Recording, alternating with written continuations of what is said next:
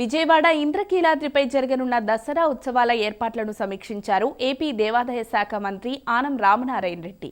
September 22 నుంచి October 2 వరకు శ్రీ దుర్గా మల్లేశ్వర స్వామి దేవస్థానంలో జరిగే దసరా ఉత్సవాల సందర్భంలో శ్రీ కనకదుర్గమ్మను దర్శించుకునేందుకు 2 తెలుగు రాష్ట్రాల నుంచి కాకుండా వివిధ ప్రాంతాల నుంచి లక్షలాది మంది భక్తులు తరలివస్తుంటారు.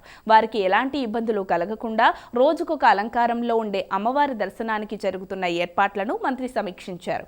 ఈ సమావేశంలో ఆలయ ఈవో విగే షీనానాయక్తో పాటు వివిధ విభాగాల ఆలయ అధికారులు, విజయవాడ కార్పొరేషన్ కు సంబంధించిన అధికారులు, పోలీస్ అధికారులు పాల్గొన్నారు. దుర్గా గారి దగ్గర నుంచి చేద్దామని చెప్పి అనుకోవడం, మన కమాండ్ కంట్రోల్ ఆఫీస్ కూడా కిందనే పెట్టుకున్నాం. దాని దగ్గరే ఈ కృష్ణ హారతులను కూడా చేయడం మొదలు పెట్టాం.